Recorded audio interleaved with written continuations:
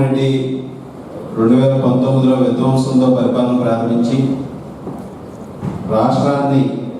అరాచకంతో కక్షపూరిత రాజకీయాలతో భ్రష్టు పట్టించి రాష్ట్ర ప్రజలందరినీ కూడా అన్ని విధాలుగాను కూడా బాధితులుగా మిగిల్చినటువంటి తరుణంలో ప్రజలందరూ కూడా ఈ దుర్మార్గపు ప్రభుత్వాన్ని ఇంటికి పంపించాలని ఒక కసితో ఒక నిశ్శబ్ద విప్లవం లాగా పెద్ద ఎత్తున ఓట్లు వేసి జగన్మోహన్ రెడ్డిని చిత్తుగా ఓడించి చంద్రబాబు నాయుడు గారు పవన్ కళ్యాణ్ గారు నాయకత్వంలో మోడీ గారి సహకారంతో కూటమి ప్రభుత్వం ఏర్పడే విధంగా ప్రజలు పెద్ద ఎత్తున తీర్పిచ్చి ఈరోజు రాష్ట్రంలో ఒక చారిత్రాత్మకమైనటువంటి తీర్పుతో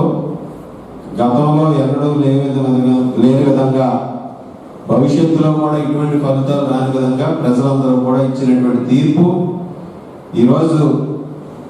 జగన్మోహన్ రెడ్డికి వైఎస్ఆర్ కాంగ్రెస్ పార్టీ నాయకులందరికీ కూడా కనువిప్పు కలగాలి. ఎందుకంటే అధికారంలో ఉన్నప్పుడు ఒక బాధ్యతతో ప్రజల పట్ల ఒక బాధ్యతతో ఉండాలి.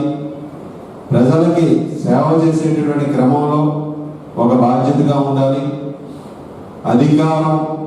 అహంకారంగా మారితే ఎటువంటి పరిస్థితి వస్తుందనేది ఈరోజు జగన్మోహన్ రెడ్డికి, అదేవిధంగా వారి పార్టీ శాసనసభ్యులకి మంత్రులకి ఈరోజు కనువిప్పు కలగాలి. ఈ విధంగా ఏర్పడినటువంటి ప్రభుత్వం, కూటమి ప్రభుత్వంలో ఏదైతే హామీలు ఇచ్చారో ఆ హామీలను కూడా అమలు చేసే విధంగా గౌరవ ముఖ్యమంత్రి శ్రీ నారా చంద్రబాబు నాయుడు గారు తొలి 5 సంతకాలతో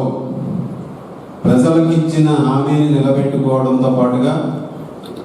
వారందరి జీవితాల్లోనూ కూడా మార్పు తీసుకొచ్చే విధంగా చేయడం జరుగుతుంది. ముఖ్యంగా ఈరోజు గతంలో జగన్మోహన్ రెడ్డి ప్రతి సంవత్సరం జాబ్ క్యాలెండర్ రిలీజ్ చేస్తానని చెప్పి ఏ విధంగా జాబ్ లెస్ క్యాలెండర్ రిలీజ్ చేసి ప్రజల్ని మోసం చేశాడో, డిఎస్సి పెడతానని చెప్పి నిరుద్యోగులు మోసం చేశారో, వాటన్నిటికీ ఈరోజు సమాధానం చెప్పే విధంగా మెగా డిఎస్సిని ప్రకటించి చంద్రబాబు నాయుడు గారు ఏదైతే హామీ ఇచ్చారో తొలి సంతకం మెగా డిఎస్సి మీద పెడతానని చెప్పారో దానికి అనుగుణంగా ఈరోజు మెగా డిఎస్సి ద్వారా 16,357 టీచింగ్ ఆర్ నాన్ టీచింగ్ ఉద్యోగాలకు సంబంధించి నోటిఫికేషన్ ఇచ్చి దానిని డిసెంబర్లో కూడా పూర్తి చేస్తామని చెప్పి స్పష్టమైనటువంటి హామీతో పాటుగా అమలు చేసే విధంగా మొదటి సంతకం చేయడం జరిగింది.